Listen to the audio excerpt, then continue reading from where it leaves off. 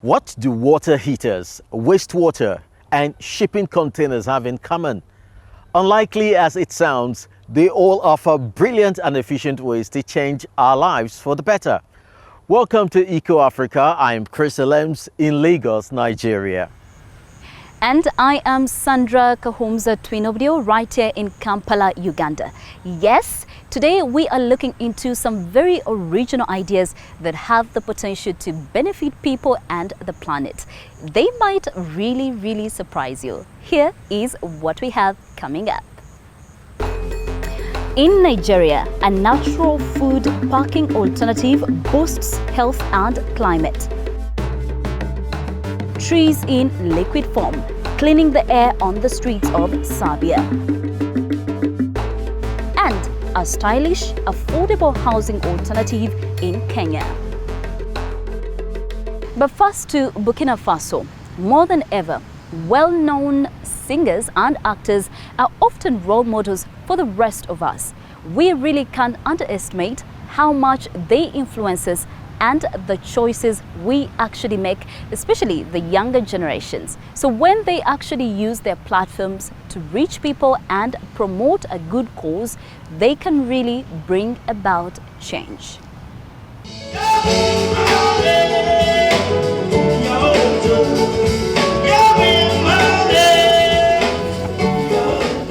The venue is packed and this message is clear. Protect our environment. Plastic pollution features big in his performance.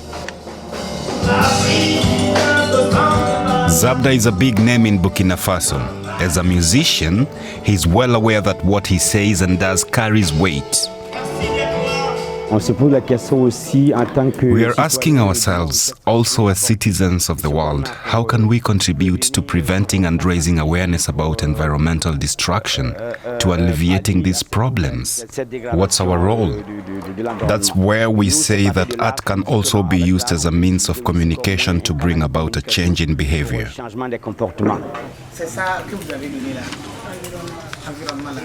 Zabda is the founder of the association Wakat, which uses art and culture as a tool to raise awareness of social and environmental issues. In this workshop, women including a trader, a local politician, and an actor are learning about the damaging effects of plastic trash and what can be done about it. They are then trained in how to communicate this message to others through role play and storytelling.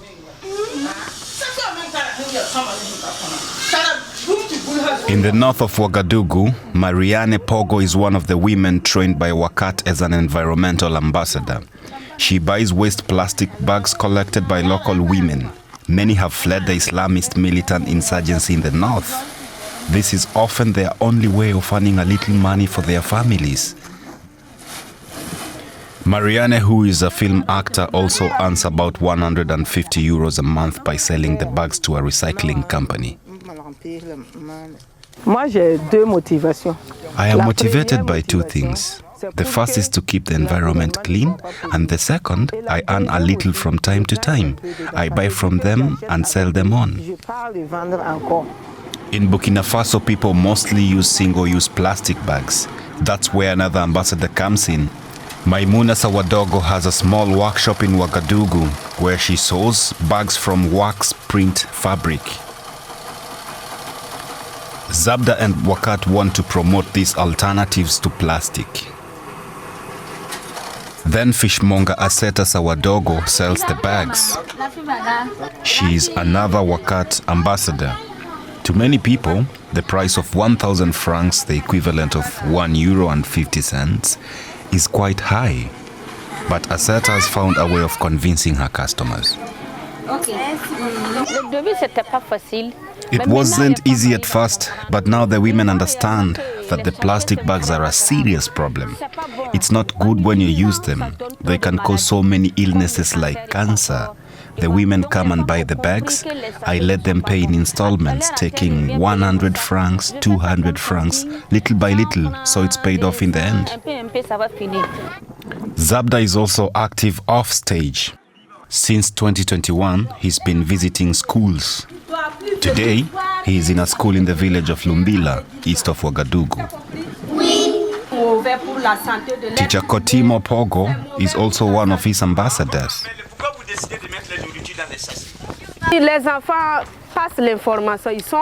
Children are quite capable of passing on information.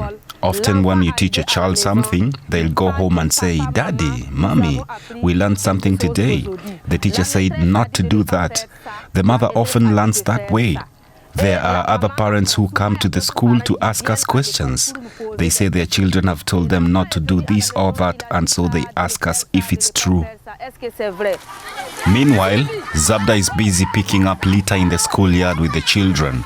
All the elements of the project are important to him, but he says working with children is the most important of all.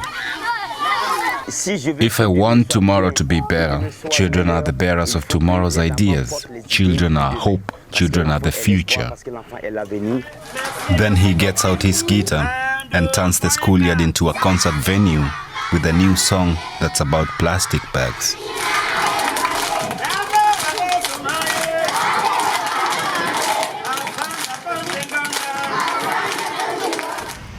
Trees can do a lot in the fight against climate change. They are our natural air cleaners, and we need to plant as many as possible. But that's not always easy in overcrowded cities where space is in short supply. We came across a solution to this problem in Serbia, something that serves the same purpose as a tree, even if it's not quite as nice to look at.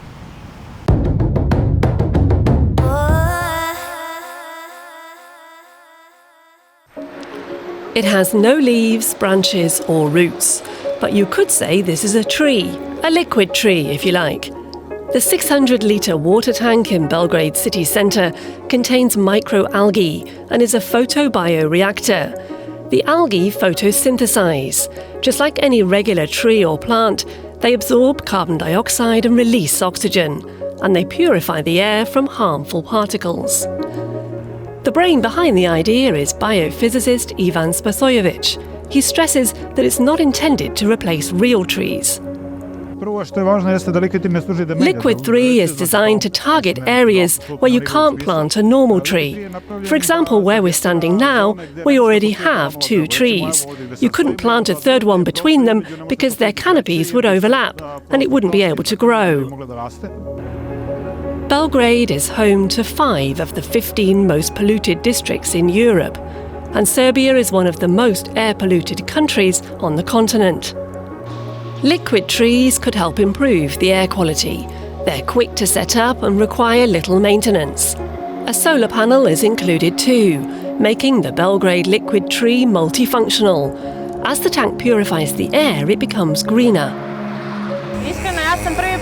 The first time I saw this, it was still turquoise, and I thought it was some aquarium installation. I think it's great that there's a place to sit and charge your phone halfway between my house and the city centre. If it can really help purify the air and regulate the pollution we have here, then I think it's a great innovation. I like that there are alternative solutions. And as if that wasn't enough, the man behind the award-winning project stresses something else he wants to achieve. Our goal is to send a message that it's important to fight for better urban air quality, that protecting the environment is important, and I think Liquid 3 sends that message. An interesting solution, and it could make all the difference in crowded urban areas. Along with air pollution, another big challenge that people all over the world are facing is water shortages. The increasing frequency of droughts poses a threat to drinking water supplies. We've also come across an innovative solution to this problem. How would you feel about drinking a glass of recycled sewage? A company in Germany is using some sophisticated technology to turn wastewater into one of the country's most popular drinks. From this to this. In a world where every drop counts, a German company is turning sewage water into something drinkable, a beer. More than 5,000 beer brands exist in Germany, but the Reuse beer is the only one made from recycled water. So it just goes to show that if you take the right measures, you can really reuse what you discharge to produce a high-quality beer. That quality beer is produced according to the German purity law enacted in the year 1516, which restricts the ingredients that make up beer to water, malt, hops and yeast. The thousands of different German beers made from just those 4 ingredients are enjoyed by people all over the world. But climate change is impacting beer production. We deal with climate change in terms of raw materials because we're a raw material processor. That means there's an incredible amount of research into hops. There's research into malting barley varieties because the qualities of the raw materials are also changing due to climate change. Rising temperatures also mean that water, the main ingredient, is getting scarce. But wastewater is increasingly being seen as a resource. For now, globally, 80% of all wastewater produced is discharged into the environment without any treatment. We're currently experiencing frequent water shortages due to climate change, and we also see this in Germany, where we have periods of drought, where we have periods, seasonal, regional, where we already have restrictions on consumption. And one way to counteract this is to reuse treated wastewater. The wastewater goes through different purification stages before it's considered safe to brew. This intense process makes the water cleaner by removing all inorganic salts by ion exchange. Then the brewing process continues normally, resulting in the reused beer. It's delicious. You don't realise that it's wastewater. It's really good, It's mild and tastes great. It's surprisingly good, and we're doing something for the environment. We're reusing water, and I don't notice any difference to normal beer. Many consumers might need time to get used to the concept. But for now, the high costs associated with the water treatment process remain the biggest challenge hindering global adoption of the technology. I'm not sure that's something I want to try, but it's certainly inspiring about the technology. Now it's time to head back to Africa. Our next report brings us right here to Nigeria.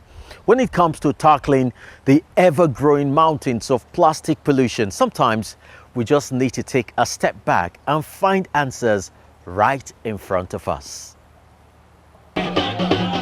This is no religious ceremony, but you could call it a form of nature worship.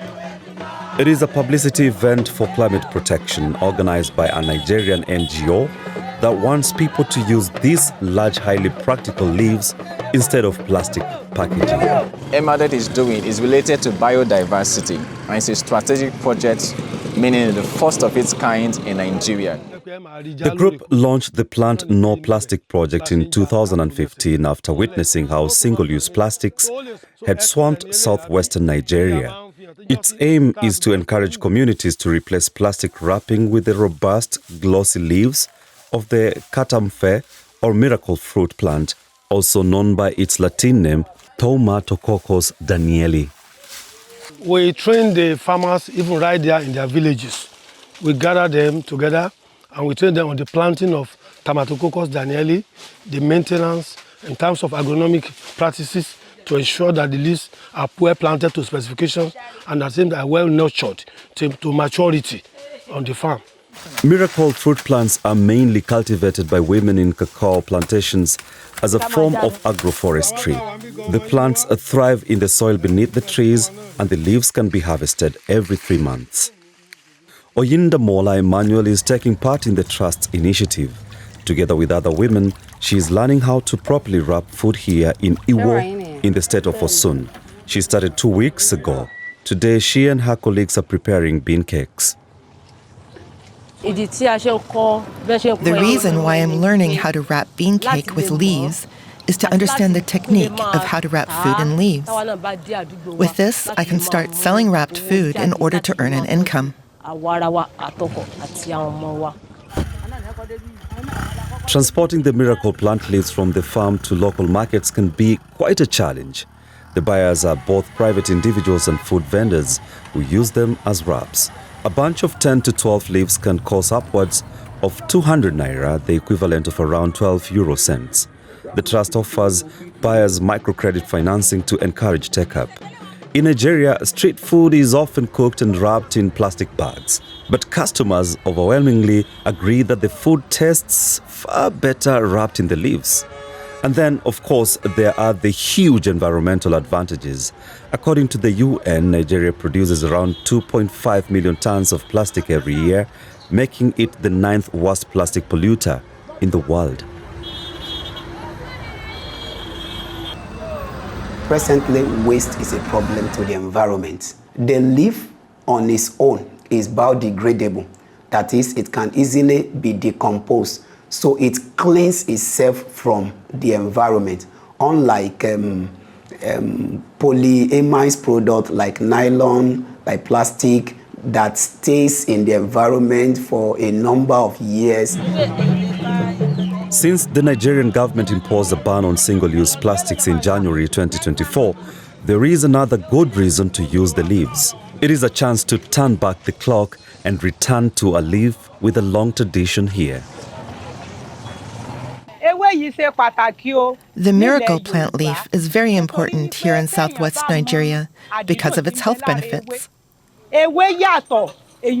Using these leaves to wrap food has been around since time immemorial. Medical experts have also told us that using plastic to wrap food comes with health risks and can lead to cancer.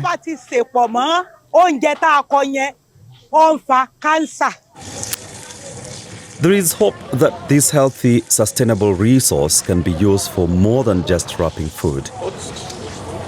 We need a machine that can fabricate these leaves into plates and into cup, so that instead of using a plate, which is a plastic kind of plate to eat, you have a better alternative, a better option to use a leaf, well made and shaped for you to eat. The group hoped to raise awareness of the benefits of these natural substitutes and make a key contribution to reducing plastic waste.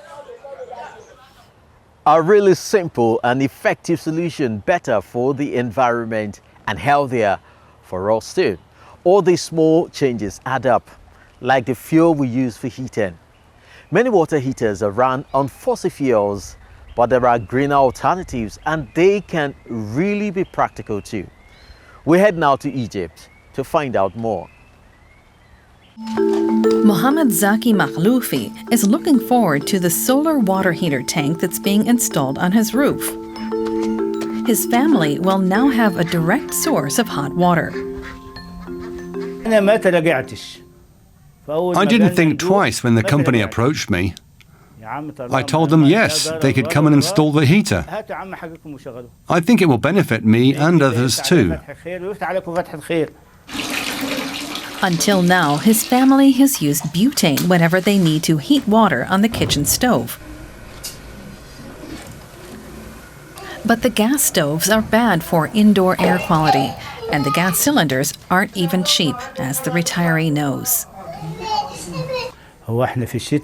In the winter, each family needs around 1 or 1.5 gas cylinders.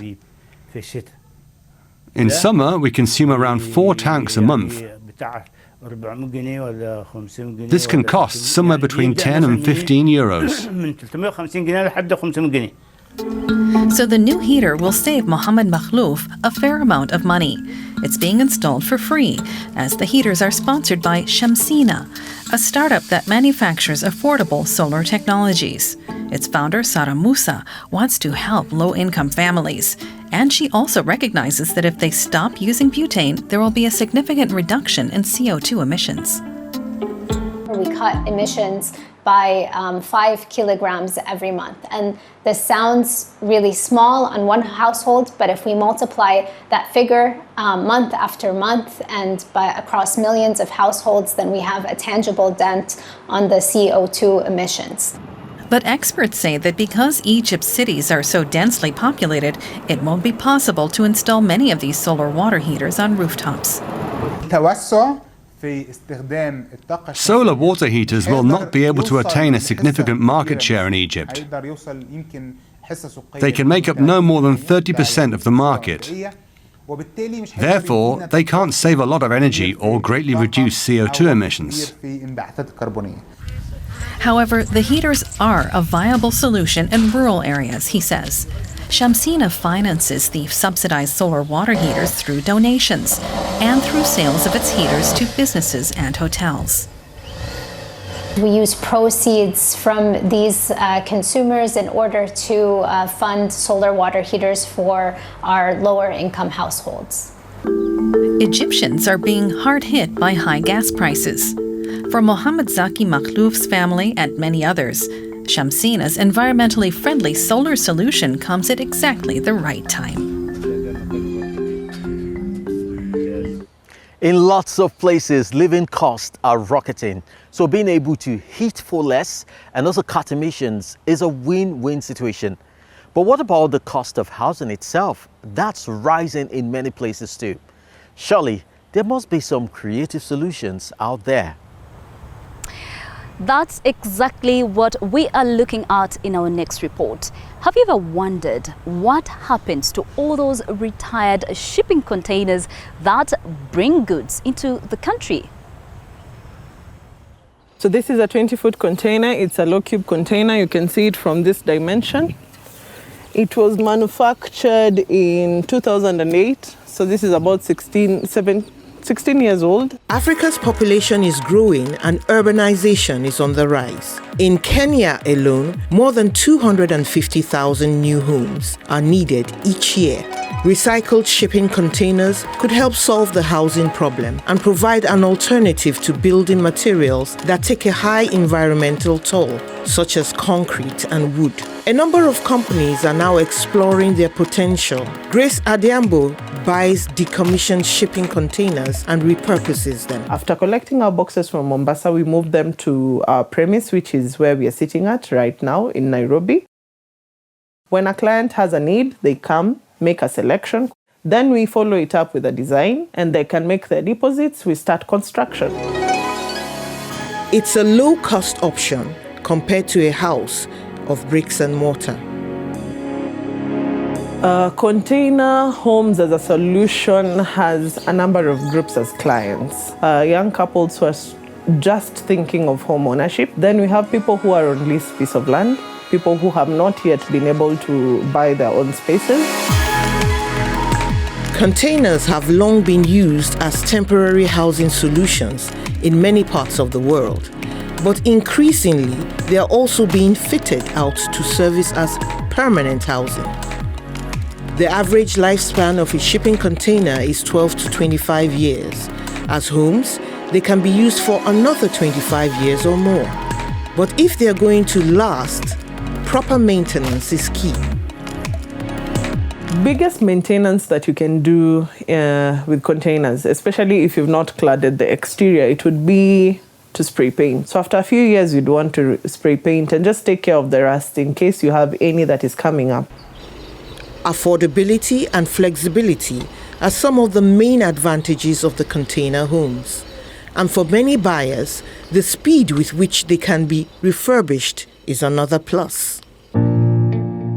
I didn't have time to do the traditional house. I've lived here for the past 4 years now, since 2020. This is 2024, and so far so good. It's an ideal living space. I'll advise anybody who wants to have something like this to take it head on. But the containers do have limitations. Key factors to take into account, especially in a climate such as Kenya's, are ventilation and insulation. This is a work in progress. It's a 40-foot container that is supposed to be an office eventually. What we've already done, we've insulated the walls. Before this gypsum insulation is a styrofoam insulation. We also use rock wool insulation in some instances. We've also done electrical wiring and fitted the aluminium windows plus grilling. Smart design is crucial, says Grace Adiambo, to ensure the structure is stable, that heat is efficiently dissipated, and there's maximum light. Finding ways to convert containers into housing options is still a work in progress, but one with potential. That looks surprisingly cozy. I can see that idea really taking off. That's it from us this week. I am Sandra Kahomza Twinovideo, and it is a goodbye from me right here in Kampala, Uganda. And I'm Chris Elims in Nigeria. Thanks for joining us. Don't forget to head to EcoAfrica online for more inspiring stories. And if there is anything you want to share with us, drop us a line at eco@dw.com. See you again next week.